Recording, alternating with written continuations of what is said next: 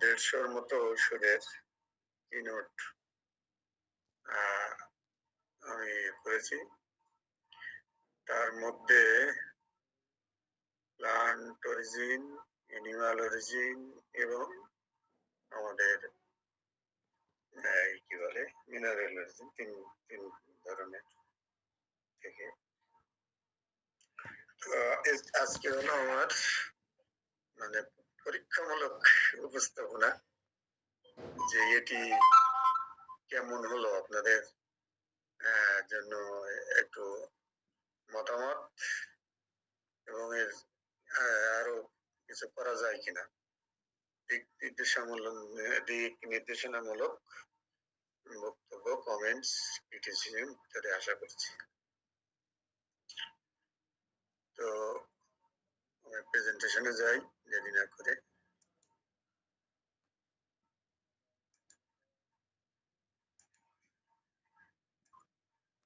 আমরুল sir শুধু দেখবেন আর আফসোস করবেন। ইনশাআল্লাহ স্যার, একদিন দেখা গেলে বলেন, স্যার না গেলেও বলেন। স্যার দেখা যাচ্ছে sir keynote of medicine, professor doctor Mohammad Abdul Mannan. যখন আমি থাকবো না তখন একটু সাড়া দিই। আমরা প্রেজেন্টেশনে যাই।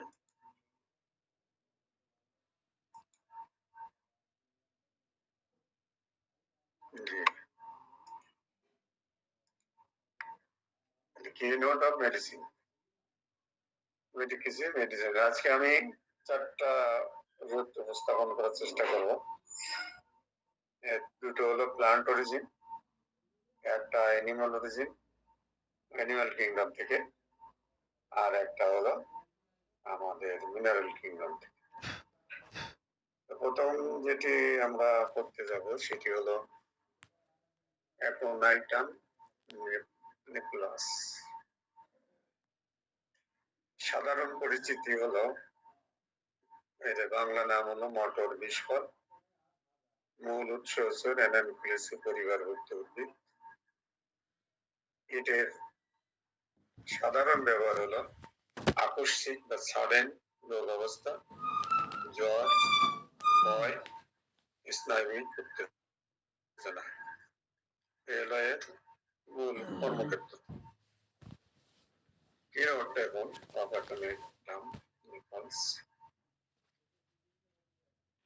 আকস্মিক রোগের সূত্রপাত। রোগ হঠাৎ করে শুরু হয় এবং দ্রুত বিকাশ ঘটে। রোগী মনে করে সে মারা যাবে বা তার অবস্থা খুবই খারাপ। এটি হলো তার আকস্মিক তার অবস্থা। আতঙ্ক, ভয়, মৃত্যু ভয় আছে তার, ফিয়ার অফ ডেথ।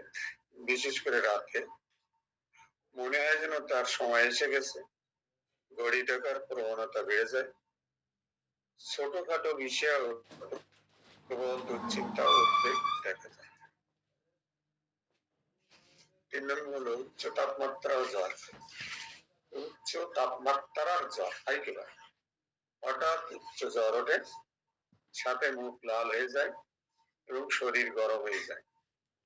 প্রচন্ড তৃষ্ণা, এক্সেসিভ থার্স্ট, বিশেষ করে ঠান্ডা পানির জন্য, ঠান্ডা পানি চাই। শুরুতে শীত শীত অনুভূতি, পরে প্রবল গরম এবং ঘাম হয় না। রাতে বা মধ্যরাতে মিডনাইট অবস্থা আরো খারাপ হয়। 4 নম্বর হলো ঠান্ডা বাতাস ও শুষ্ক ঠান্ডা আবহাওয়ার প্রতিক্রিয়া। ঠান্ডা বাতাসে বা হঠাৎ ঠান্ডা আবহাওয়ায় সংস্পর্শ হলেই সমস্যা শুরু হয়। বিশেষ করে ঠান্ডা বাতাসে কাশি ও সর্দি, মানে ড্রাই করাইজা শুরু হয়। 5, স্নায়বিক উত্তেজনা ও সংবেদনশীলতা। রোগী অত্যন্ত সংবেদনশীল এবং স্নায়ুভাবে উত্তেজিত থাকে। আলো, শব্দ বা স্পর্শের সংবেদনশীলতা বেড়ে যায়। সংবেদনশীলতা এত বেশি যে কোনো কিছুর স্পর্শ বা নড়াচড়ায় ব্যথা বৃদ্ধি পায়। শুকনো গলা চেপে ধরা কাশি, ড্রাই সাফোকেটিভ কফ, ফুসফুসে শুকনো কাশি যা শ্বাসকষ্টের মতো অনুভূতি সৃষ্টি করে, ঠান্ডা বাতাসে বা ঘুমানোর পর কাশি বেড়ে যায়। 7 আঘাত বা শকের পর প্রতিক্রিয়া। দুর্ঘটনা বা শকের পর হঠাৎ করে ভয়, উদ্বেগ দেখা দেয়। আঘাত বা মানসিক ধাক্কার পর হৃদস্পন্দন বেড়ে যায়, দেহ কাঁপতে থাকে।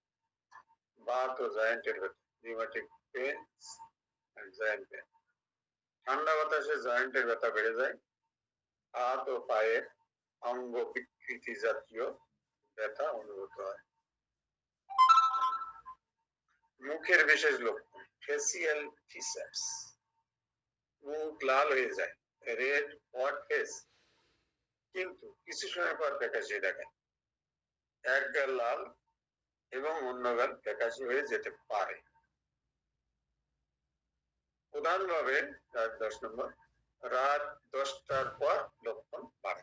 Symptom aggravate after midnight.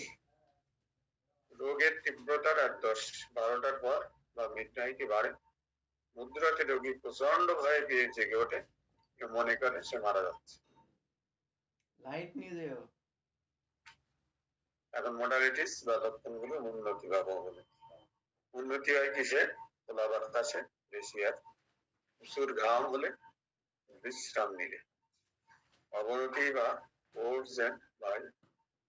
রাতে মানে খারাপ হয় অবস্থা, অ্যাগ্রাভেটেড হয় রাতে, বিশেষ করে রাত 12টার পর।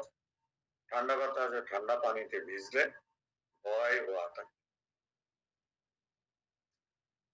দু একটা ওষুধের এখানে তুলনা দেখানো হয়েছে, কমপ্লেটারি এন্ড সিমিলার রেমেডিস। এক হলো বেলেডোনা, হঠাৎ জ্বর, লাল মুখ, উত্তাপ। তবে এটা হলো বেলেডোনা, অ্যাপেমাইটের মতো ভয় বেশি থাকে না। আর্সেনিক্যালবাম, মৃত্যু ভয় উদ্বেগ আছে এটার মতোই, তবে ক্লান্তি ও দুর্বলতা বেশি থাকে আর্সেনিকে। জেলসিনিমা, জ্বরের সঙ্গে দুর্বলতা, কম্পন ও অবসাদ বেশি থাকে। এটা হলো মোটামুটি অল্প স্বল্প কিছুর সাথে তুলনা করা হইলো। ব্যবহারের মাত্রা, পোটেন্সি এন্ড ডোজেস। শুরুতে 30 বা 200 দিয়ে দেওয়া যেতে পারে। তীব্র পরিস্থিতি অনেক পর্যন্ত প্রয়োগ করা যায়। বারবার প্রয়োগ না করে লক্ষণের পরিবর্তন পর্যবেক্ষণ করা উচিত। এখন এটার উপসংহার হলো, অ্যাকোনাইটাম নিকলস হলো হঠাৎ আসা রোগ, বিশেষ করে ভয়, জ্বর, স্নায়বিক উত্তেজনা ও ঠান্ডা বাতাসে সংক্রমণের জন্য অন্যতম কার্যকর ওষুধ। যদি কোনো রোগ আকস্মিক শুরু হয়, রোগীর প্রচন্ড ভয় থাকে এবং লক্ষণগুলো বিশেষ করে রাত 12টার পর খারাপ হয়, তবে অ্যাকোনাইট একটি অন্যতম সেরা ওষুধ হতে পারে। This is all about aconite. এরপরে আমরা আরেকটিতে যাই, পালসিটিলা নাইগ্রিকান্স। সাধারণ পরিচিত হলো পশ্চিমা কুইন ফ্লাওয়ার। ফ্লাওয়ারটা এখানে দেখানো হয়েছে। ডেরেনপোলিসি পরিবারভুক্ত, এটাও উদ্ভিদ একই পরিবারের। এদের হরমোনজনিত সমস্যা, ঠান্ডা জনিত অসুস্থতা, বদ হজম, মনস্তাত্ত্বিক দুর্বলতা, এজন্য প্রধান ব্যবহার। 3 নরম, আবেগ প্রবণ ও কাঁদুনি স্বভাব, mild, careful and emotional nature. রোগী খুব সংবেদনশীল, আবেগ প্রবণ, অল্পতেই কেঁদে ফেলে, কাঁদার পর আরাম বোধ করে। Takes better after weeping. একাকিত্ব সহ্য করতে পারে না, সব সময় সান্ত্বনা চায়। 2 নম্বর হলো ঠান্ডা, পরিবর্তনশীল, বদলে যাওয়া লক্ষণ, চেঞ্জেবল, শিফটিং সিম্পটমস। রোগের লক্ষণগুলো এক জায়গা থেকে আরেক জায়গায় সরে যায়, কখনো ব্যথা এক জায়গায় থাকে পরে অন্য জায়গায় চলে যায়। রোগের প্রকৃতি পরিবর্তনশীল, কখনো ভালো কখনো খারাপ হয়। গরম অসহ্য ও মানে গরম কতটা বেটার ইন ওপিনিয়ন। গরম জায়গায় বা গরম বাতাসে অস্বস্তি বোধ করে, ঠান্ডা বাতাস বা খোলা জায়গায় অবস্থার উন্নতি। হরমোনজনিত সমস্যা ও ঋতুস্রাবের অনিয়ম। মাসিক দেরিতে হয় আসে এবং অল্প পরিমাণে হয়, স্ক্যান্টি অ্যান্ড লেট মেন্সেস। মাসিকের আগে পরে মানসিক ও শারীরিক সমস্যা বৃদ্ধি হয়। আর ঋতুস্রাবের রক্ত কালচে ও জমাটবাঁধা থাকে। নরম ও ফোলা ধরনের বদহজম,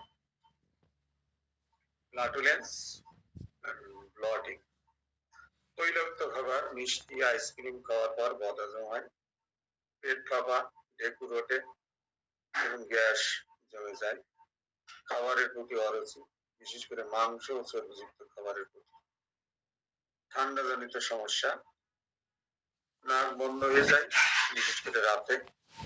সর্দি গাঢ়, হলুদ বা সবুজ রঙের হয়। ঠান্ডা বাতাসে উপশম হয়, গরম ঘরে অবস্থা খারাপ হয়। উল্টা সর্দি ঠান্ডা জনিত সমস্যাগুলো গরম ঘরে উপশম হওয়ার কথা, কিন্তু ঠান্ডা বাতাসে উপশম। চোখ কানের সমস্যা, চোখে পুঁজযুক্ত স্রাব, বিশেষ করে সকালে চোখ আটকে যায়, বিচক্ষণ হয়। কর্ণপট্টের ব্যথা, বিশেষ করে ঠান্ডা বাতাসে বা রাতে বেড়ে যায়। গর্ভকালীন ও স্তন্যদানকালীন সমস্যা, প্রেগন্যান্সি এন্ড ল্যাকটেশন ইস্যুস। গর্ভাবস্থায় মানসিক পরিবর্তন ও দুশ্চিন্তা বেড়ে যায়। স্তন্যদানকালে দুধ কমে যেতে পারে বা দুধ গাঢ় হয়ে যায়। শরীরের অঙ্গ প্রত্যঙ্গে ব্যথা, সন্ধ্যায় বা রাতে ব্যথা বাড়ে, বিশ্রামে ব্যথা বাড়ে, কিন্তু হালকা নড়াচড়া করলে উপশম হয়। উদয় ও খাদ্যাভ্যাসের পরিবর্তন, irregular appetite and food cravings। তৈলাক্ত খাবার, আইসক্রিম খেলে সমস্যা হয়, ফলের প্রতি আকর্ষণ থাকে, তবে খাবারের প্রতি অনীহা বেশি দেখা যায়। Modalities: বেটার বাই ঠান্ডা বাতাস ও খোলা পরিবেশ, শান্ত নেওয়ার যত্ন পেলে ধীরে ধীরে নড়াচড়া করবে। গরম কক্ষে গরম পরিবেশে তার অবনতি হয়। তৈলাক্ত খাবার ও ভারী খাবার খেলে এবং সন্ধ্যায় ও রাতে তার এগুলো বাড়ে, খারাপ অবস্থা। তুলনা যদি করি, সিপিআর সাথে তুলনা আছে। হরমোনজনিত সমস্যায় কার্যকর সিপিআর, তবে রোগী সাধারণত নির্লিপ্ত নিস্তেজ থাকে। ল্যাকেসিস ঋতুস্রাব সংক্রান্ত সমস্যা ও মানসিক উত্তেজনার জন্য কার্যকর। নার্স ভূমিকা বদহজম, অ্যাসিডিটি ও মানসিক চাপে কার্যকর। মানে এর সাথে কিছুটা সিমিলার আছে, রিলেটেড, কিন্তু ওই বাকিগুলো তার সমস্যা ডিফারেন্স আছে। 630 or 200 রোগীর লক্ষণের তীব্রতা অনুযায়ী প্রয়োগ করা হয়। দীর্ঘস্থায়ী সমস্যায় 200 থেকে 1 ml পর্যন্ত প্রয়োগ করা যেতে পারে। বারবার প্রয়োগ না করে আমাদের পর্যবেক্ষণ করতে হবে। উপসংহারে বলতে পারে, পালসিটিলা প্রধানত নারীদের হরমোনজনিত সমস্যা, বদহজম, ঠান্ডাজনিত ওষুধ, আবেগ প্রবণতা ও পরিবর্তনশীল লক্ষণের জন্য অন্যতম কার্যকর ওষুধ। যদি রোগী সংবেদনশীল, সহজে কেঁদে ফেলে, গরম পরিবেশে অস্বস্তি বোধ করে এবং ঠান্ডা বাতাসে স্বস্তি পায়, তবে এটি উপযুক্ত চিকিৎসা হতে পারে। নেক্সট আরেকটা যাই, এটি হলো নেক্সট না স্যার, এটাই এই দুইটা আমরা একটু বিশ্লেষণ করি স্যার। জি স্যার। An এই দুটো excellent plant। presentation. An excellent presentation so far. আমরা অ্যানিমাল কিংডম থেকে নিয়েছি এক্সাম্পল আর কি। এপিস মেলিফিকা, এটা হলো সাধারণ নাম এপিস মেলিফিকা, মৌমাছির বিষ থেকে এটা প্রস্তুত। এর হলো উৎস হলো এপিস মেলিফিকা বা হানিবি। ব্যবহারের ক্ষেত্রে হলো ফোলাভাব, প্রদাহ, অ্যালার্জি, ত্বকের সমস্যা, পোকার কামড়, ইউরিনারি সমস্যা ও থ্রট ইনফেকশনে কার্যকর। Keynote of Apis mellifica: ফোলাভাব ও প্রদাহ, ইডিমা and inflammation। ত্বক বা শরীরে কোনো অংশে আকস্মিক ফোলাভাব যা গোলাপি বা লালচে হতে পারে। ফোলা জায়গায় ব্যথা থাকতে পারে, তবে অনেক সময় স্পর্শে অসাড় লাগে। আচ্ছা, অ্যালার্জি বা সংক্রমণের ফলে শরীরে বিভিন্ন স্থানে ফোলা দেখা দেয়। এটা পোকার কামড় বা অ্যালার্জি প্রতিক্রিয়া, insect bites and allergy reactions. মৌমাছির হুল ফোটানো বা অন্য কোনো পোকার কামড়ের পর ফোলা ও চুলকানি ফলে এটা দেখা যেতে পারে। চামড়ায় জ্বালা পোড়া ও লালচে দাগ যা ঠান্ডা জিনিসে আরাম দেয়। হঠাৎ করে চোখ, ঠোঁট বা গলায় অ্যালার্জিক রিঅ্যাকশন হয়ে ফুলে যাওয়ার প্রবণতা থাকে। ত্বকের সমস্যা, চুলকানি, স্কিন কন্ডিশন এন্ড সিং। ত্বকের চুলকানি, র্যাশ, আর্টিকেরিয়া বা একজিমার মতো সমস্যা। রোদে বের হলে বা গরমে চুলকানি বেড়ে যায়, চুলকানির ক্ষেত্রে। ত্বকে লালচে ফুসকুড়ি বা ফোলাভাব হয়, যা ঠান্ডায় উন্নতি হয়। ইউরিনের সমস্যা, প্রস্রাব কম হওয়া বা একেবারেই বন্ধ হয়ে যাওয়া বা অ্যানিউরিয়া বলা হয়। প্রস্রাবের সময় জ্বালা পোড়া বা ব্যথা অনুভূত হওয়া। নেফ্রাইটিস বা কিডনির সমস্যায় কার্যকর, বিশেষত যদি প্রস্রাব কমে যায় ও ফোলা দেখা দেয়। গলায় ব্যথা ও throat infection, sore throat and tonsillitis. গলায় ফোলা ও ব্যথা বিশেষত ডান দিকে বেশি হয়। গলায় কিছু আটকে আছে বা চেপে বসার অনুভূতি। গরম পানিতে ব্যথা বাড়ে, তবে ঠান্ডা পানিতে আরাম লাগে।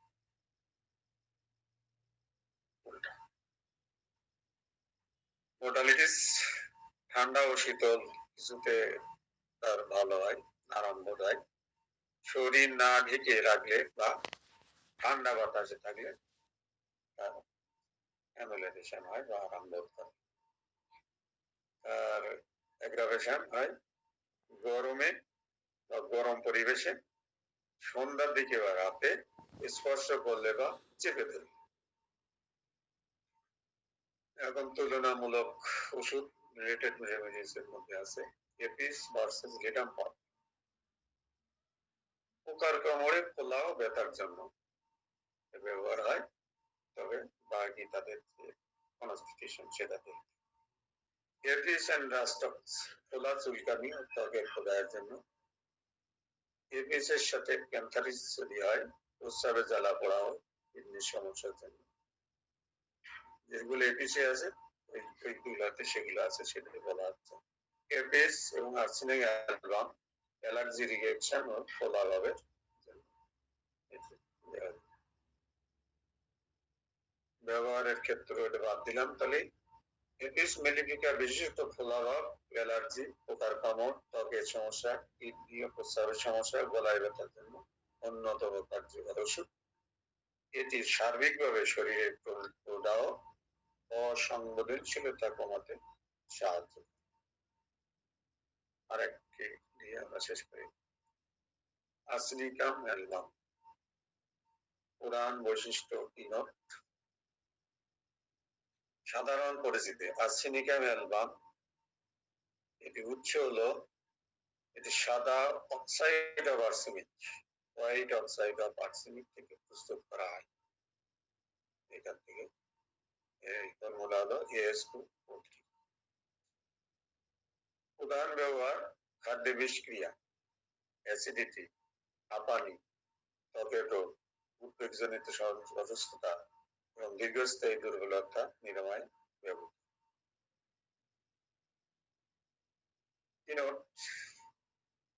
শুনতে পাচ্ছেন না আমি বেরিয়ে গেছি? না না জি স্যার জি স্যার জি স্যার। এখন আছে ফিজিক্যাল সিমটমস, হজম ও পেটের সমস্যা, ডাইজেস্টিভ ইস্যুস, খাবারের বিষক্রিয়া, ফুড পয়জনিং, খাওয়ার পর বমি এবং ডায়রিয়া এবং প্রচন্ড পেট ব্যথা যদি থাকে, অতিরিক্ত অ্যাসিডিটি ও বুক জ্বালা, hyperacidity and burning sensation, খুব সামান্য খাবার খেলে তৃপ্তি আসে, বেশি খেতে পারে না, eats small amounts but frequently hungry,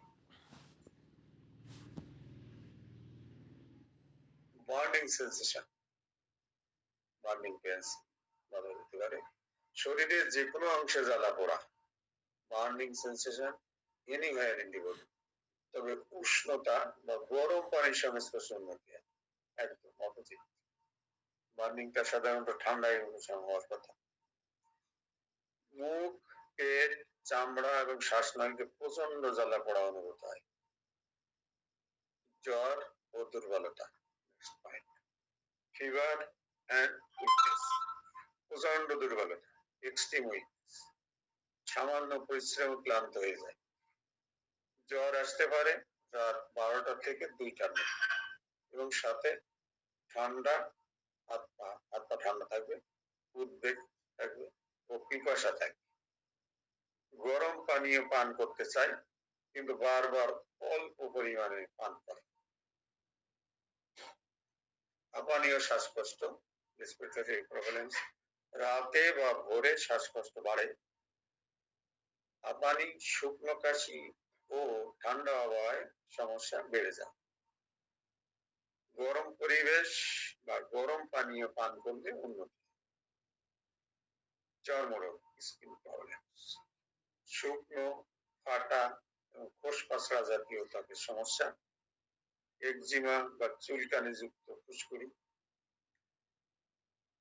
এটা হলো একজিমা উইথ ইন্টেন্স ইচিং, ব্রণ বা চামড়ার সংক্রমণ, ulcer, psoriasis and acne like lesions, এগুলো যদি থাকে। এখন মানসিক বা আবেগিক অবস্থা, মেন্টাল বা ইমোশনাল স্টেট, প্রচন্ড উদ্বেগ হয়, এক্সট্রিম এনজাইটি এন্ড ফিয়ার, ভবিষ্যৎ নিয়ে অযথা উদ্বেগে থাকে, fear of future and insecurity, রোগ বা মৃত্যু হয়, fear of disease and death, রোগী সবসময় ভাবে সে বাঁচবে না বা তার বড় কোনো অসুখ হয়েছে, একাকিত্ব সহ্য করতে পারে না, কারো সঙ্গ চাই, cannot stay alone, needs company, পরিষ্কার পরিচ্ছন্নতা ও সূচি বাড়ি, obsessive and cleanliness, অতিরিক্ত পরিষ্কার পরিচ্ছন্নতা ও গোছানো স্বভাব, কিছু অগোছলা দেখলে উদ্বিগ্ন হয় এবং দ্রুততা ঠিক করতে চায়।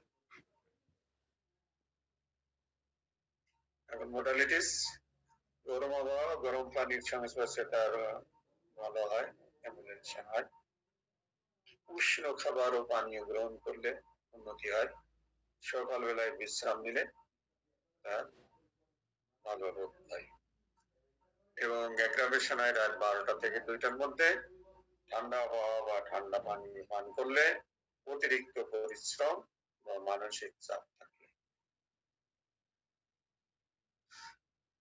একটু রিলেটেড রেমেডিস বা তুলনামূলক ঔষধ, arsenic album versus phosphorus, phosphorus কি সামাজিক ও আনন্দপ্রিয়, যেখানে আর্সেনিক অ্যালবাম রোগী উদ্বিগ্ন ও ভয় প্রবণ, ফসফরাস রোগী ঠান্ডা পানীয় চায় কিন্তু আর্সেনিক অ্যালবাম রোগী গরম পানীয় চায়। Arsenic album versus sulphur, sulphur রোগী গরম সহ্য করতে পারে না, সেখানে আর্সেনিক অ্যালবাম রোগী ঠান্ডা সহ্য করতে পারে না। সালফারে চুলকানি গরমে বাড়ে, কিন্তু আর্সেনিক অ্যালবামের চুলকানি ঠান্ডায় বাড়ে। উপসংহারে যদি বলি, আর্সেনিক অ্যালবাম হলো খাদ্যে বিষক্রিয়া, অ্যাসিডিটি, ত্বকের সমস্যা, হাঁপানি, জ্বর, মানসিক উদ্বেগ, ভয় নিরাময়ের জন্য কার্যকরী একটি হোমিওপ্যাথিক ওষুধ। এটি বিশেষভাবে বেশি সূচিবাহীগ্রস্ত, আতঙ্কিত, দুর্বল এবং ঠান্ডা সংবেদনশীল রোগীদের জন্য। This is all about our presentation today. Thank you very much, sir.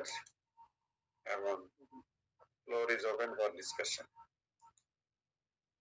Thank you, sir. Thank you very much. জি শেষে স্যার। আসসালামু আলাইকুম। ওয়ালাইকুম আসসালাম। ওখানে ওই এপিস এর বোধহয় একটা জিনিস ওখানে উনি লিখছেন, এটা একটু কারেকশন করলে বোধহয় ভালো হইতো আর কি। মানে তো ওদের ইন করে দিয়েছেন, আপনি বলেন ওটা। আপনি এপিসটা চলে যান, ফোলা ভাব যেটা দিয়েছেন, হ্যাঁ আসলে ওই ফোলা ভাবটা না দিয়ে ওখানে আপনি শোধ দিতে পারেন। ইডিমার বাংলা হচ্ছে শোধ। তো সাধারণত ওই এপিসের ক্ষেত্রে আমরা যেটা দেখি যে প্রস্রাব বন্ধ হয়ে যাওয়ার পরে তার শোধ দেখা দেয়, এটা আমরা দিতে পারি। আর অ্যালার্জি যেটা বা আর্টিকেরিয়া যেটা বলছেন, স্যার ইডিমা ইংরেজিতে লেখা আছে, ইডিমা আর এই ফোলা ভাবটা আপনি কিসের দিলেন? এটা কি আপনি ইডিমা বলতে গেলে শোধ মানে ইডিমা, ফোলা ভাব আসলে এরকম ফোলা ভাবটা হলে শোধ দিলে ভালো হয় এটা। জি জি জি, মানে এই ফোলাটা পানিপূর্ণ ফোলা, বুঝছেন স্যার, এই জন্য শোধ, তারপর সহায়তা থ, শোধ। বুঝতে পারছি। আপনি একত্রে দিয়েছেন, কিন্তু ওইটা আসলে শোধ দিলে আপনার দেখবেন যে আপনি মেডিসিনটা তখন আপনার ইডিমের কথা মনে আসবে যে যদি কোনো ব্যক্তির কিডনি রিলেটেড সমস্যার জন্য, অর্থাৎ কিডনির যে কোনো যেমন নেফ্রোটিক সিনড্রোম দেখা দেয়, তো নেফ্রোটিক সিনড্রোমের ক্ষেত্রে অনেক সময় ফাংশনাল ডিস্টারবেন্সের কারণে তার মানে ওই পানি জমে যায় শরীরে, মানে এটা একটা কিনোর সিমটম। তো এপিস এর ক্ষেত্রে বার্নিং মিক্সচারেশন এন্ড যদি এমন হয় যে complete obstruction of urinary continuous বা ইনকন্টিনিউয়াস এবং তার সাথে যদি ইডেমা দেখা দেয়, সেক্ষেত্রে এপিস। এই জি স্যার, থ্যাংক ইউ স্যার। আর একটা বিষয় হচ্ছে আর্সেনিক লিগেশন হলো বা অবসেসিভ কম্পালসিভ ডিসঅর্ডার, যেটা ওই যে অতিরিক্ত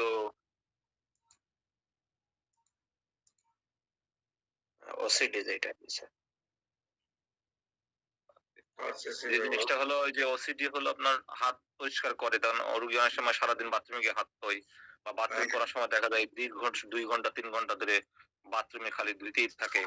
আবার অনেক সময় দেখা যায় বিছানাটা আপনার হইলো ওই সারাক্ষণ ঝাড়ে বা পরিষ্কার করে। এটা হচ্ছে অবসেসিভ কম্পালসিভ ডিসঅর্ডার আর কি। আপনি বলে অবসেসিভ লিখছেন, তো এটা মানে অবসেসিভ কম্পালসিভ ডিসঅর্ডার দিন, তাহলে আপনার সবচেয়ে সুন্দর হবে আর কি।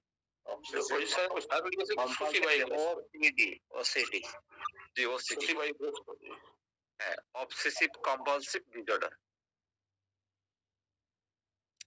যেটা আপনি আগে পরে কারেকশন করে নিন, এখনই কারেকশন করতে এরকম না, জাস্ট আমি একটু পয়েন্ট করে দিলাম আর কি। আপনি যেহেতু সুন্দর করছেন, আপনার প্রেজেন্টেশন সুন্দর হয়েছে, ওই জায়গাটা ছোটখাটো বিষয়গুলো এডিট করে নিন, আপনার আরো সুন্দর হবে। এখন আপনি যেহেতু ওটা প্রিন্ট করতে চাচ্ছেন, তো তাহলে আপনার ওই বিষয়গুলো আগের থেকে কারেকশন করে নিলে ভালো হয়। স্যার শেষে sir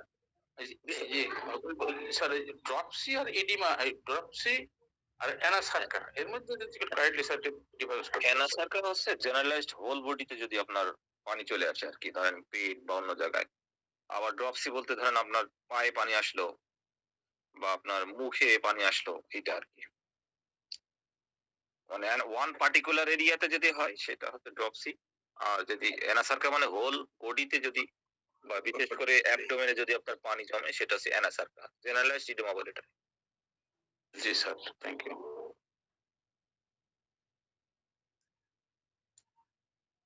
thank you sir. Sir আর একটা জিনিস এখানে আপনি ইয়ে করা যায় কিনা স্যার পরামর্শ, সেটা হচ্ছে যে এটা এই মেডিসিনটা মূলত কোন অর্গানে বেশি মানে ইফেক্টিভ? ওটা হচ্ছে যে অ্যাফিনিটি, যেটা অ্যাফিনিটি, আর একটা হচ্ছে আপনার ক্লিনিক্যাল কন্ডিশন বলে আর কি। জি জি ধরেন জি। আমরা যেমন আর্সেনিকের ক্ষেত্রে ইউজ করতে পারি ফুড পয়জনিং, তারপর হলে আপনার ফিভার, অ্যাজমাটিক কন্ডিশন যেটাকে বলে আর কি। এবং অ্যাজমা আপনি যখন দেবেন স্পেশালি কোন সময়টা, যেমন আমরা ক্যালিকা, ব্ল্যাক অ্যাসিস বা এই আর্সেনিক, এগুলোর আমাদের পার্টিকুলার সময় আছে, বা ক্যালিস সালফ। আমরা যদি টাইমটা ওখানে উল্লেখ করে দিই, যেমন ধরেন মধ্যরাতে, বিশেষ করে 12টা থেকে 2টা, রাত 2টা, মধ্যরাত যেটাকে বলা হয় আর কি। অনেক সময় ভোরবেলা বা 1টা থেকে 2টা, এই সময় আর্সেনিকের বৃদ্ধিটা কিন্তু বেশি দেখা দেয় আর কি। তো ওইটা আপনি জাস্ট একটু কারেকশন করে নিন আর কি। কারণ আপনার কন্টেন্ট যেগুলো দিয়েছেন, এগুলো যখন আপনি প্রিন্ট করবেন, তখন কিন্তু পেজে খুব ছোট আকারে, আপনার অত বেশি জায়গা বোধহয় লাগবে না। কারণ এটা যখন আপনি কম্পাইল করবেন না, তখন দেখবেন আপনার পেজ, এক পেজের মধ্যে দেখুন 4টা স্লাইড চলে আসবে, জি স্যার। তাই না? তখন কিন্তু আপনার পেজ কম লাগবে আর কি। মানে আপনার দেখবেন আর্সেনিক হয়তো এক পেজে বা 1.5 পেজে আপনার আর্সেনিক হয়ে গেছে। সেক্ষেত্রে ওখানে আপনি আরো কয়েকটা ধরেন যদি আপনার লাইন অ্যাড করে দেন, তাহলে আপনার সুন্দর হবে আর কি। জি স্যার। রাতে বা ভোরে শ্বাসকষ্ট বাড়ে, এটা হলো হ্যাঁ, time। ভোরবেলা টাইম। আপনার রেপার্টরিতে দেখলে এটা টাইম পাওয়া যায়, এবং বইটা দেওয়া আছে। রাত 12টার পরে, বিশেষ করে 12টার পরে আপনার, এবং 1টা থেকে 2টা, এই সময়টা আর্সেনিকের বৃদ্ধিটা বেশি হয় আর কি। বিশেষ করে অ্যাজমাটিক কমপ্লেন, ইভেন ফিভার, এই সময়টা আর কি। জি স্যার। আমি অবশ্য স্যার এটা স্পেসিফিক টাইম তো খুবই ইম্পর্টেন্ট। সেই ক্ষেত্রে একটা সিমটমে অনেক সময় মেডিসিন দেওয়া যায়। তো আমি মিডনাইট আফটার হলেই মোটামুটি আর্সেনিকের কথা চিন্তা করি। স্যার এখানে বলা হয়েছে রাত 12টা থেকে 2টার মধ্যে বাড়ে হ্যাঁ, হ্যাঁ। জি স্যার। অবনতি। জি স্যার, ওটা রাত এবং দিন দুটোই হবে, মধ্য দিবা অথবা মধ্যরাত্রে। না, রাত 2টার পরে অ্যাগ্রাভেশনটা বেশি, দিনে রাত অবশ্যই 12টা আছে। থেকে আর আর্সেনিকের কিন্তু আরেকটা বিষয় আছে, সেটা সুইসাইডাল ডিসপোজিশন। সেটা হলো, সে হচ্ছে দেখা যায় যে মানে ফেলিউর বা হয়তো ডিজিএস এ ভুগতে ভুগতে ভুগতে ভুগতে যদি তার এমন অবস্থা হয়, যখন সে তার আর মানে আত্মহত্যা পর্যন্ত চলে আসছে। সেটা আপনি যখন রোজার মেডিসিন পড়বেন, ওখানে দেখুন দেওয়া আছে specially arsenic suicidal disposition when failure of disease, মানে রোগ থেকে আরোগ্য হওয়া যখন অনেকদিন ভুগে ভুগে সে নিজেই মানে নিজের উপর বিধ্বস্ত হয়ে যায়, তখন সে আত্মহত্যার প্রবণতা জেগে ওঠে।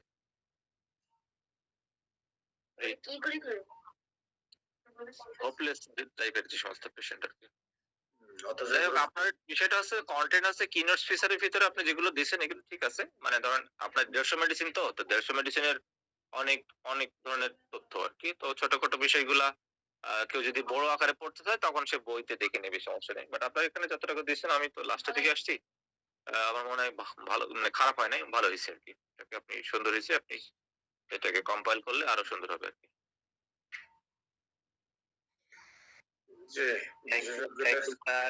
পরামর্শ ক্রমে সব কিছু হবে। দরকার হলে এডিটিং এডিট করানোর জন্য স্যার ওই ইয়ে লিখবেন স্যার, প্রিএমবেল লিখবে, প্রিএমবেলে স্যারের নাম দিতে প্রিএমবেল। আমি পিডিএফ পাঠিয়ে দেবো, কম্পাইল করে আপনারা দেখে দেবেন। ঠিক আছে, আপনারা শুনে, আপনার এই যে প্রসেসটা, আমি একটা জিনিস আপনাকে বলি, সেটা হলো আপনি যদি ভালো ডাক্তার হইতে চান, প্রথমে আপনাকে পড়ার মন মানসিকতা তৈরি করতে হবে। দ্বিতীয়ত, আপনি যদি ধরেন, আমরা কয়েকবার শিখতে পারি। একটা হচ্ছে দেখবেন আপনি নিজে নিজে পড়লেন, আপনি কোনো জায়গা থেকে শুনলেন, বা আপনি কোনো ভিডিও দেখলেন, বা কোনো স্যারের লেকচার শুনলেন, অথবা আপনি কোনো রুগীর সাথে ওই মেডিসিনের যে লক্ষণগুলো সমন্বয় করলেন। এভাবে আপনি শিখবেন। তো প্রথমত আপনার বই আগে নিজে পড়তে হবে। পড়ার পরে আপনার কাছে যেটা মনে হবে যে এই লক্ষণগুলো গুরুত্বপূর্ণ, সেগুলো আপনি হাইলাইটেড মার্কার যে সমস্ত কলম আছে, ওইটা দিয়ে আপনি আন্ডারলাইন করবেন। সেটাকে আপনি প্রয়োজনে একটা খাতায় লিখলেন আর কি, বা লিখে এবার আপনি আবার ওটাকে রিভিউ করলেন। এভাবে দেখবেন আপনি মাসে যদি প্রতিদিন একটা করে পড়েন, 1 মাসে 30টা, 5 মাসে 150টা। আপনি 5 মাস পরে আপনি এই 150 মেডিসিনকে নিজের মধ্যে আবার এটাকে কম্পেয়ার করা শুরু করেন, যে কোনটার সাথে কোনটা গরম কতর, কোনটা শীত কতর, কোনটাতে অ্যাকুট মেডিসিন, কোনটা ক্রনিক মেডিসিন। দেখবেন একটা সময় আপনি ওই 150 মেডিসিনও যদি আপনি ভালো করে জানেন, তাহলে আপনি কিন্তু ভালো ডাক্তার হবেন। আর যদি মোটেই না জানেন, তাহলে তো আর আসলে তখন ডাক্তারি করাটা কঠিন হয়ে যাবে। এই তো যাই হোক, আপনার এই জিনিসটা সুন্দর হয়েছে, এটা আরো সুন্দর হবে আমরা আশা রাখি। এই আর কি। যদি কোনো প্রশ্ন পর্ব থাকে আপনি প্রশ্ন ধরেন। যেহেতু আপনি 4টা স্লাইড পড়াইছেন, আপনি কুইজ নেন। তাহলে কুইজ নিলে কি হবে, আমি যেমন যে কাজটা করি, আমি যখন ক্লাস নেই, ক্লাস নেওয়ার পরে আমি রিভিউ করি ক্লাসে। কারণ আমি যে আলোচনা করছি সেটা আমি ধরি যে এটা বলো, এটা কি কি। যদি কেউ মনোযোগ দিয়ে শুনে পারে, আর যদি কেউ মনোযোগ না দেয় তাহলে পারে না। তো আপনি কুইজ ধরেন, কুইজ ধরলে মনে করেন আমাদের জন্য রিভিউ হলো আর কি। ঠিক আছে? জি স্যার। স্যার শিশির স্যারের বাড়ি কি সাতক্ষীরা স্যার? জি জি, আমার বাড়ি সাতক্ষীরা কলরোয়া। স্যার আব্দুল মান্নান স্যারের বাড়িও সাতক্ষীরা। সাতক্ষীরা কোথায়? শ্যামনগর স্যার। রামনগর না? অনেক দূর, আমি তো আসলে যাই নাই কখনো। কলরোয়া হলো উত্তর মাথায়, শ্যামনগর হলো দক্ষিণ মাথায়, একই লেভেলে। ঠিক আছে, আমার আসলে ওদিকে যাওয়া হয় নাই। সাতক্ষীরার উত্তরে হলো কলরা আর একদম দক্ষিণে হলো শ্যামনগর। ঠিক আছে, আপনার চেম্বারে কি সামনে করে? না না, আমি তো খুলনা ইউনিভার্সিটিতে আছি। আচ্ছা আচ্ছা। খুলনা ইউনিভার্সিটির স্যার। ওই যে আমাদের রেজাউল স্যার আছেন ওখানে খুলনা ইউনিভার্সিটির, প্রফেসর রেজাউল স্যার, আমার ডিপার্টমেন্টে। ও আচ্ছা আচ্ছা, ওই যে উনি তো আমাদের সাথে এই যে কোর্স করেন, এই যে ওই বিতুল গাছের কোর্স উনি করে আমাদের সাথে করেন। আমি মাঝে মাঝে যাই তো, মহাসিন স্যার স্যার ওদের সাথে দেখা করছি। তারপর আমি তো আমার এই যে 28 তারিখে, 27 তারিখে বৃহস্পতি শুক্রবার আমাদের ক্লাস আছে, আমাদের তো ওখানে যাই আর কি। তো আসেন, সমস্যা নেই, দেখা হবে। আচ্ছা, তাহলে এই বৃহস্পতি শুক্রবারে ইনশাল্লাহ দেখা হবো। আলহামদুলিল্লাহ, আমরা এখন থার্ড পার্টি হয়ে গেলাম, কোনো অসুবিধা নেই। আমি উদ্যোক্তা, উদ্যোক্তা থার্ড পার্টি হলে হবে। আলহামদুলিল্লাহ স্যার, গত জুমার নামাজও কিন্তু আপনার ইউনিভার্সিটিতে পড়ছি স্যার, এটা তো আমার বলেন নাই। সেন্ট্রাল মসজিদে। বলেন আমরা নাই। 16 জন, একবারে 16 জন ছিলাম, তো এই জন্য আর বলিনি আপনার। তাতে কি হয়েছে? দেখ আলহামদুলিল্লাহ সুন্দর একটা হয়েছে। আর আমার মনে হয় অ্যাফিনিটিটা দরকার, বিশেষ করে যারা একটু অ্যাডভান্স লেভেলে থিঙ্ক করবে, রোগী দেখবে, তাদের অ্যাফিনিটিটা খুব ইম্পর্টেন্ট। হ্যাঁ, যে এইটা কোন অঙ্গে কাজ করে বা ইত্যাদি। সামটাইমস কিন্তু অনেক সময় সিমটম মেলানো যায় না। হ্যাঁ, তখন কিন্তু আঙ্গিক থিঙ্কিং করতে হয়। শিশির স্যার কি বলেন, এরকম করতে হয় না স্যার অনেক সময়? হ্যাঁ, আমরা ধরেন বিতল কাছের কনসেপ্ট যেটা হচ্ছে, ধরেন আপনি কিনোটস মানে কি একটা মেডিসিনের 4টা কথা যেটা বা মেইন ফোকাসে, যেমন ওই যে ননদ বন্দ্যোপাধ্যায়ের যে 4 কথা আছে, বিতল কাছ ওই 4 কথার মতো করে উনি কিন্তু বেশি করে গুরুত্ব দিচ্ছেন আর কি। যেমন ধরেন আমরা যদি ব্ল্যাক ক্যানের কথা বলি, যে extreme desire of chilli and salt, মানে সে এমন কাঁচা মরিচ বা লাল মরিচ কামড়ায় কামড়ায় খায়, প্রচুর ক্রাভিং অফ সল্ট অ্যান্ড মনে করেন চিলি। তারপর হচ্ছে ফিয়ার অফ মনে করেন যে ইসের snakes, dream of snake and hallucination of snakes, এরকম। অ্যান্ড হচ্ছে পেইন শিফটিং ওয়ান প্লেস, মানে লেফট টু রাইট বা রাইট টু লেফট, এরকম মানে পার্শ্ব পরিবর্তন করা। এই যে ধরেন 4টা কথা এখানে, এটা যদি আমরা দেখি, আমরা চোখ বন্ধ করি তখন লেখার চিন্তা করি, কেমন। এবং একটা জিনিস হচ্ছে যে একটা মানুষের ডিজায়ার, বিশেষ করে ধরেন ফসফরাসের কথা চিন্তা করি, ফসফরাস আছে সে চকলেট, আইসক্রিম এবং সে মনে হয় যে বরফ কামড়ায় কামড়ায় খায়, এটা হচ্ছে ফসফরাসের পিকুলিয়ারিটি বা এটা মনে করেন কিনোটস ফিচার। হ্যাঁ, আবার দেখা যায় যে আর্সেনিক, আর্সেনিকের কিন্তু সে গরম পছন্দ করে, সে কিন্তু এরকম ঠান্ডা পছন্দ করে, কারণ সে হচ্ছে এক্সট্রিম চিলি পেশেন্ট। কিরকম চিলি পেশেন্ট, সামান্য ঠান্ডা বাতাস বইলে সে মনে করেন ভারী মনে করেন কম্বল বা মোটা কাপড় পরে সে ঘুরে ঘুরে বাড়ে, মানে তার ঠান্ডার প্রতি অ্যাফিনিটি আছে। এরকম আছে প্রত্যেকটা মেডিসিনের ফুডের প্রতি ইয়ে থাকে, অ্যাফিনিটি থাকে। যেমন সালফারে আমরা জানি মিষ্টি পছন্দ, বা মাংস পছন্দ, এবং হচ্ছে সে মাংসের চর্বি, স্পেশালি হচ্ছে ফ্যাট ডিজায়ার। বিতল গাছ বলছে যে আপনার যদি সালফারকে যদি আমরা কনফার্ম করতে চাই, যে fat desire, sweet desire and burning food and uncovering, এবং হাইট ফোবিয়া, হাইট ফোবিয়া মানুষের থাকতে পারে না থাকতে পারে, যদি এই কয়েকটা দুইটা যদি লক্ষণ দেখি আমরা আমরা সালফার কনফার্ম করি। ঠিক তেমনি এখানে অ্যাফিনিটি বলতে এরকম যে আপনি কোন কোন একটা হচ্ছে অঙ্গে হলো, আর একটা বিষয় আপনি অ্যাড করতে পারেন, সেটা হলো ফুড, খাবারের প্রতি কোনটাই সে তার তীব্র আকাঙ্ক্ষা আছে, এটা যদি আপনি দিতে পারেন আমার মনে হয় আরো সুন্দর হবে আর কি। আসলে দিলে তো অনেক কিছু বড় হয়ে যাবে, কিন্তু আপনি যদি ছোট রাখতে চান এটাই আর কি। না না, কিনোট থাকবে স্যার, সাথে একটু যুক্ত করে দিতে হবে কম্পারেটিভ স্টাডি। হ্যাঁ, ওই যে আমি Quick বললাম যে comfort. উনি যখন ওই স্লাইড গুলো একটা পেজে নিয়ে আসবেন তখন দেখবেন ওনার অল্প 1.5 পেজে হয়ে যাবে। সেক্ষেত্রে 2-3টা কথা যোগ করলে অসুবিধা নাই আরকি। এবং সেটা মোটা অক্ষরে আরকি। হ্যাঁ? ওই যেগুলা কিনোট ফিচার সেগুলোরে বড় অক্ষরে লিখে দিবেন বা কালো কালির মোটা যেটাকে বলে হাইলাইটেড। আর বাকিগুলো ছোট করে বোল্ড বোল্ড করবেন আরকি। হ্যাঁ, ছোট। আর বাকিগুলো ছোট লিখলে আপনি যেমন হলো রজার মরিসন ওনার যে কিনোটস এন্ড কনফার্মেটরি সিম্পটমস এর যে বইটা যেটা টেক্সট অফ গাইড যেটা, হ্যাঁ? ওইটাকে উনি কিন্তু যেগুলার ফার্স্ট গ্রেডের সিম্পটম যেগুলা সেগুলো উনি কিন্তু এরকম বাম পাশে ছোট্ট একটা মানে একটা মার্ক করে দিয়ে কালো কালো মোটা করে উনি লিখে রাখছে আর কি। দেখলেই বোঝা যায় এগুলো হচ্ছে ইম্পর্টেন্ট ফিচার। আপনাদের কাছে যদি বই থাকে দেখতে পারেন এটা। ওইখানে প্রত্যেকটা মেডিসিনের মধ্যে এরকম কি ফিচার গুলো এরকম করে উনি বড় আকারে লিখে রাখছে আর কি। যেটা সহজে জি যেন স্যার, চোখে পড়ে। জি স্যার, ডেস্কটপ গাইডে, জি। জি। ডেস্কটপ গাইডটাই তো একটা মানে সুপার একটা বই আমার কাছে জি, মনে হয়। আমার জীবনের ১ম মানে বই হচ্ছে আমি আমার পুরো মেডিকেল লাইফে ধরেন আমি পরীক্ষার যতগুলো সিম্পটম লিখছি এইসব ডেস্কটপ গাইডের মানে আমার মরিসনের লেখাগুলো আমার খুব পছন্দ হইতো। তখন আমি অত বুঝতাম না যে উনি বিতল গাছের ছাত্র আরকি। এই কোর্সে এসে তখন দেখলাম যে উনি ওই বিতল গাছের ছাত্র। তখন বুঝলাম যে আসলে উনি যে একটা মেডিসিন সুন্দর করে লিখছে এটার পিছনে ওই কনসেপ্ট গুলো ওখানে আছে। এখন বুঝতেছি। তখন তো আর এখন জানতাম না যে উনি বিতল গাছের ছাত্র। এবং উনার জি। লেখাগুলো খুব স্ট্যান্ডার্ড মাপের আরকি। প্রতিটা মেডিসিনের বেশ চমৎকার করে উনি সাজাই গোছাই খুব সহজ করে লিখছেন আরকি। এতটা জটিলও না। অর্থাৎ যদি কোনো স্টুডেন্ট পরীক্ষায় লিখতেও চায় তার জন্য এইগুলো খুব সহজ আরকি। যে ভিভার তুলনায় সহজ। ভিভাতে তো হচ্ছে ধরেন আপনার ডিপ থটের। আপনি যদি একটা মেডিসিনের গভীরে যেতে চান অবশ্যই ভিভা পড়তে হবে। এখন ধরেন যারা শুরুর দিকে যে হয়তো first year, second year, third year হতে তার জন্য ভিভা পড়াটা কঠিন না। যদি মেধাবী হয় সে পড়তে পারে। বাট আপনি ডিপ লেভেলের থট নিতে হলে ভিভা আপনি তখন পড়তে পারেন আরকি। জি স্যার, জি স্যার। জি স্যার, থ্যাংক ইউ স্যার, জাযাকাল্লাহ খাইর। আমাদের সাধু স্যার কোনো কথা বলবেন? সাধু স্যার আছেন?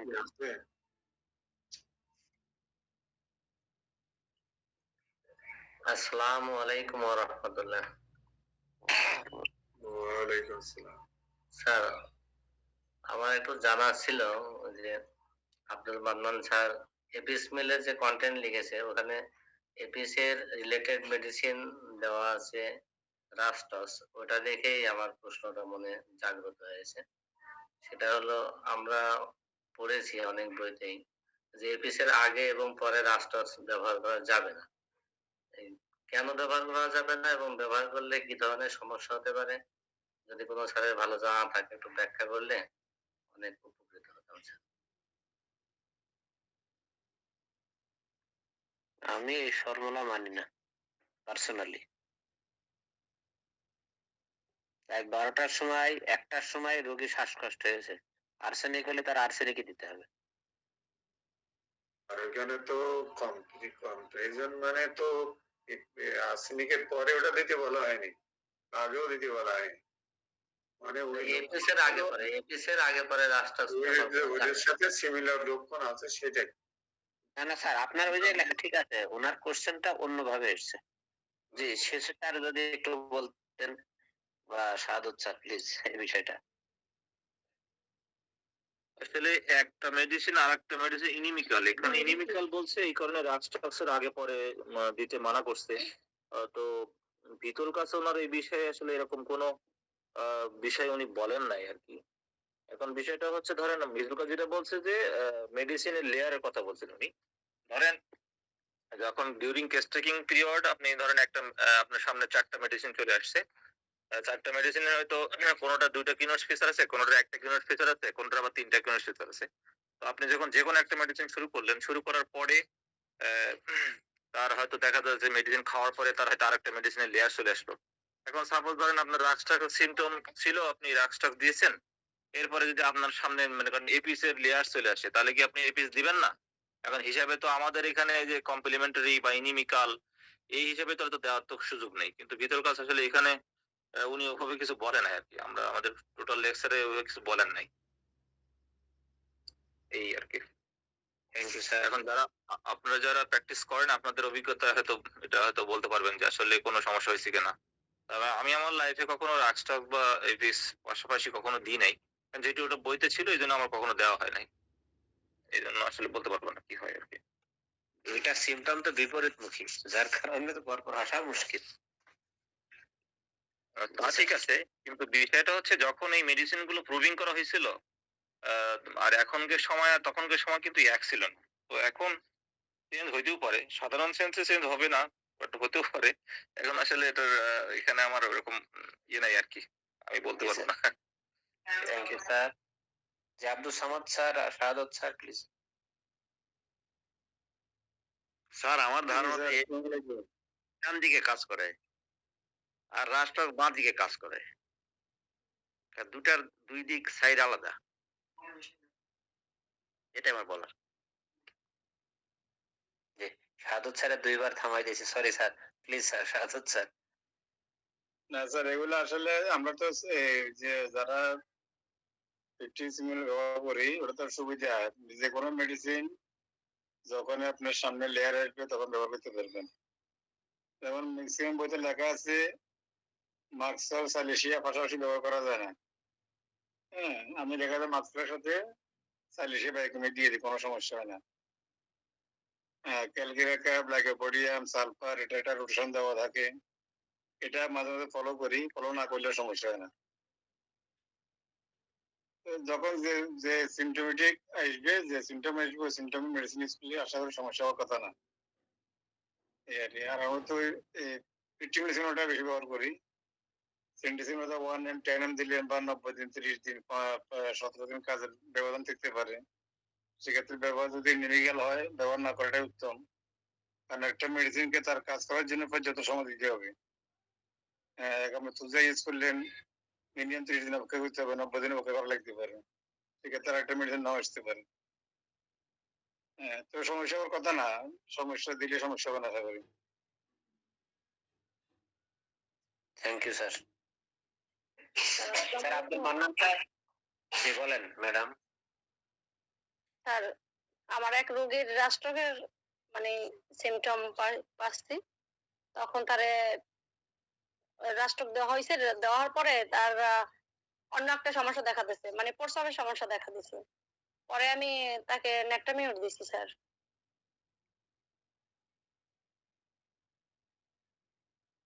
জি ঠিক আছে স্যার আরেকটা কথা বলি স্যার, একটা রোগীর কয়টা মানে লক্ষণ পাইলে তারে মানে মেডিসিন করা যাবে? Million dollar question. হেরিং এর ল অনুযায়ী মিনিমাম তিনটা সিমটম। আর পিকিউআরএস এ যদি আপনি যান, পি আর কিউ যদি, এটা আমার personal opinion, P R Q যদি হয় সিঙ্গেল সিমটমে দেওয়া যেতে পারে, ঠিক আছে। আর আর এস এ যদি যাওয়া হয় তাহলে সেই ক্ষেত্রে অনেক সময় 2-3টা সিমটম লাগে। আর যদি কমন আমরা ইয়ে করি, তাদের রেপার্টারাইজেশন যখন করি তখন তো আমরা 8-10টা সিমটম নিয়ে থাকি। জি শেষ স্যার। আসলে একটা মানে রোগীর ক্ষেত্রে মেডিসিন দেওয়ার জন্য মানে প্রয়োজনীয় জিনিসটাই হচ্ছে আপনার কেস টেকিং। সেটা হচ্ছে আর্ট। আপনি কিভাবে কেস টেকিং করবেন এটা মানে অ্যাকচুয়ালি ডিপেন্ড করবে একজন চিকিৎসকের ইসের মানে এটাকে বলা হয় যে গভীর জ্ঞানের উপরে। এখন ধরেন রুগী তো আমার কাছে কোনো সিমটম দিবে না, সে তো আসবে বলবে যে ভাই আমার তো পায়ে ব্যথা বা আমার হাতে ব্যথা বা আমার মাথা ব্যথা বা আমার শ্বাসকষ্ট। এখন আমি যদি শুধু এই দুইটা কথা বা একটা কথায় যদি চিন্তা করি কি মেডিসিন আসবে, তো আমরা মেডিসিন করতে পারবো না। আমরা তখন আসলে কি একটা রোগীর সার্বজনীন লক্ষণ, মানসিক, শারীরিক, আবেগিক লক্ষণগুলা কালেকশন করে সেখান থেকেই আমরা তখন হচ্ছে যে একদম মেডিসিনের যে পিকুলিয়ার লক্ষণ যেগুলা বা আপনার স্ট্রাইকিং লক্ষণ যেগুলো আছে বা সিঙ্গুলার লক্ষণ যেগুলো আছে সেগুলোকে আমরা আলাদা করি। প্রথমে হচ্ছে কি নোটস, এটা যদি না হলো তাহলে আমাদের এসেন্স কি আছে বা প্যাথোলজিক্যাল কি চেঞ্জ নিয়ে আসছে সেটাও হলো না। তারপরে আমরা ফ্ল্যাট টোটালিটি অফ সিমটম গুলো কালেকশন করলাম, সেটাও যদি না হয় এখন তো আসলে আমরা ওয়ান সাইডেড একটা সিমটম নিয়ে পার্শিয়াল, যে বললো আমার শুধু হাতে একটা গ্যাংলিয়ন সিস্ট। তখন আমরা কি করি যে আমার হাতে গ্যাংলিয়ন সিস্ট, ওকে তো গ্যাংলিয়ন সিস্টের যে সমস্ত মেডিসিন রুটা, ক্যালকেরেফ্লোর, রেডিয়াম ব্রুম, এই যে সমস্ত মেডিসিন আমরা আছে সেগুলো আমরা ওই সিমটম অনুযায়ী যদি এরকম কোন সিমটম পাই, যদি হার্ড হলো অনেক হার্ড হলো আমরা ক্যালকুলাস চিন্তা করি, অনেক ব্যথাযুক্ত হয় তাহলে আমরা রুটা চিন্তা করি। এটা তখন ওই চিকিৎসকের অভিজ্ঞতার উপর ডিপেন্ড করে। এই হচ্ছে ব্যাপার। আর বিতল গাছ বলছেন যে যদি ওয়ান সাইডেড কেস হয়, শুধু মানে পার্সিয়াল যদি একটা মানে কয়েকটা একটাই কথা নিয়ে আসলো, তখন সেই অনুযায়ী তার যে সেই সিমটমের উপর যে মেডিসিনটা আসবে সেটা দিয়ে শুরু করতে বলছেন উনি। শুরু করার পরে তারপর দেখা যাবে যে হয়তো ওই রুগীর অন্যান্য লক্ষণগুলো তখন প্রকাশ পাবে। তখন আবার রিকেস টেকিং করার পর যে মেডিসিনটা হবে সেটা তখন আমরা তাকে দিব। এই হচ্ছে বিষয়।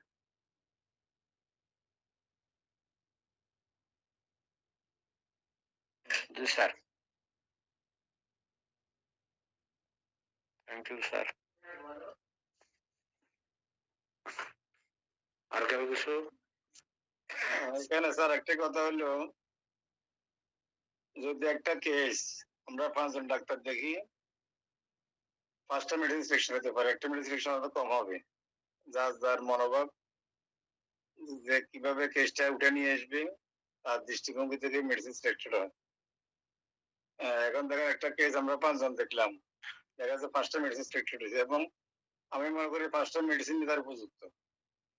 আপনার কিভাবে আপনারা বার করে নিয়ে আসবেন এটা আপনার ব্যাপার। এখন ওই মেডিসিন যতটুকু তার সিমটম কভার করবে সে ততটুকু উপকার করবে। আরো সংক্ষিপ্ত ভাবে বলি ফেলি, ধরেন অনেক সময় আমরা সময় পাই না, সময় না পাইলে যেমন বাম পাশে কাজ করা ল্যাককেন দিয়ে দিলাম বা ল্যাকেসিস দিয়ে দিলাম, ডাইন পাশে করতেছে ল্যাকেপোডিয়াম দিয়ে দিলাম, এইভাবে করি আমরা অনেক সময় দেখি কাজ করে ফেলি। যেমন গত 2-3 মাস 5-6 মাস আগে শুধু একটা কিডনি স্টোন ছিল বাম কিডনিতে 7 ml। আমি সময় করতে পারিনি, ল্যাকেসিস 1 3টা ডোজ দিয়ে বললাম যে আপনি নিয়ম করি মানবেন, দেখা যাক কি হয়। ও আমাকে 1 মাস পরে ফোন দিল, তোর পাথরটা বাইরে চলে এসছে এবং পানি খেয়ে বাইরে হোক বা এক্সারসাইজে বাইরে হোক, আমাদের লেগেসিসে বাইরে গেছে। আমি অন্য আর কোনো মেডিসিন দিই নাই, শুধু লেগেসিস 1 and 3টা মেডিসিন দেওয়া হয়েছে। হ্যাঁ, এইভাবে দেখে লাইকোপোডিয়াম ডাইন পাশে লাইকোপোডিয়াম দেওয়া হয়েছে 10 ml পাথরের জন্য, তাও বাইরে চলে এসছে। এটা মেডিসিন হইতে পারে, তার পানি খাওয়ার কারণ হইতে পারে, পাথর ছোড়ার কারণ হইতে পারে, যেভাবে হোক চলে এসছে।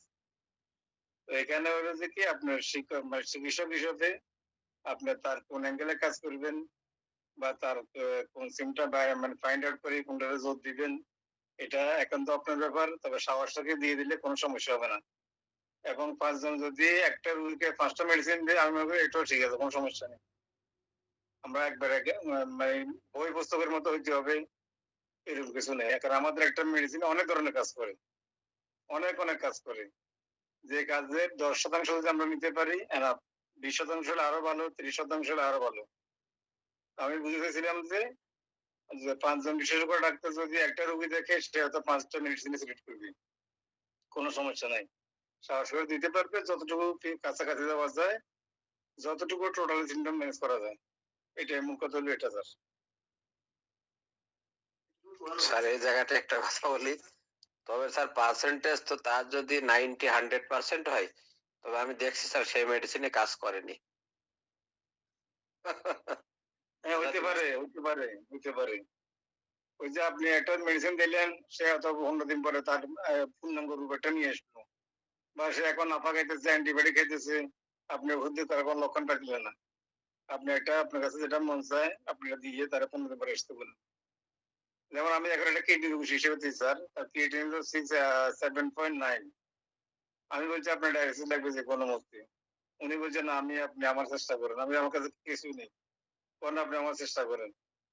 আমি গত 1 সপ্তাহ আগে তার ওষুধ দিলাম।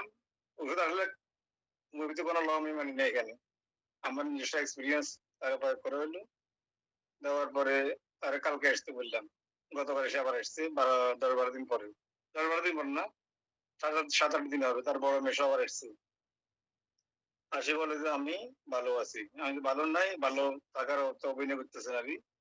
আপনি তো আলটিমেটলি খারাপ রেজাল্ট দিয়েছেন। এই নিয়মগুলো মানে চলবেন। এই নিয়মগুলো আসলে আমি যতটুকু জানি ততটুকু তারা দেওয়া হয়েছে। লাইকোপোডিয়াম দেওয়া হলো, ক্যান্সার দেওয়া হলো, আরো কি একটা 2টা মাদার তারা দেওয়া হয়েছে। সেটা ভালো হবে না, সে ভালো হবে না, কিন্তু সে আমার ওষুধ খাবে। আমি বদনামি তো চাই নাই, সে আমার জোর করা হয়েছে। তার মানে তার ফ্যামিলি XYZ আমার দ্বারা উপকৃত হয়েছে। এখন তারা সিদ্ধান্ত নিয়েছে আমার ওষুধ খাবে। ওই ডাক্তার যখন ডায়ালিসিস করতে বলতেছে, সে কিন্তু ভয় পেয়ে গেছে। আমি তারে বলছি যদি অ্যালার্জি উঠাতে পারি এই জিনিসটা একটু ডিলে হবে, আপনি কিন্তু রেহাই পাবেন না, মানে প্রতিটা হবে ধীরে ধীরে হবে। তো কালকে আসছে, আসার পরে সে আগে থেকে ভালো আছে, আমার কাছে ভালো মনে হইতেছে, বাড়িটাতেও সে ভালো হবে না, দেখা যাবে, দেখা যাক আর কি। এই রোগীটা আসলে একজন একভাবে দেখে, যে যেভাবে দেখে, অনেক সময় আমরা চিকিৎসা করতে যাইয়া অর্গানের নিয়ম মানতে পারি না, এটা বাস্তব, কিছু করার নেই। তাকে উপশম দেওয়ার জন্য সর্বোচ্চ চেষ্টা করা হয়, চিকিৎসা না উপশম। এটা মাথায় রাখতে হবে। থ্যাংক ইউ স্যার, জাজাকাল্লাহ স্যার। জি আলহামদুলিল্লাহ। জি তাহলে শেষ করা যায়, কি বলেন স্যার? জি আলহামদুলিল্লাহ। জি আব্দুল স্যার। মান্নান, আব্দুল মান্নান স্যার সবার পরামর্শ আলহামদুলিল্লাহ সুন্দর পরামর্শ দিয়েছে, এই জন্য সবাইকে ধন্যবাদ। আপনি যে স্যার এই এত সুন্দর একটা কাজ করতেছেন, ও একজনকে তো ধন্যবাদ দেওয়া হলো, উনি সৌদি আরব থেকে, রিয়াদ থেকে যুক্ত হয়েছেন, আমাদের আব্দুল হান্নান স্যার। স্যার কবে স্যার আপনার উমরা হয়েছে? আসসালামু আলাইকুম রহমতুল্লাহ।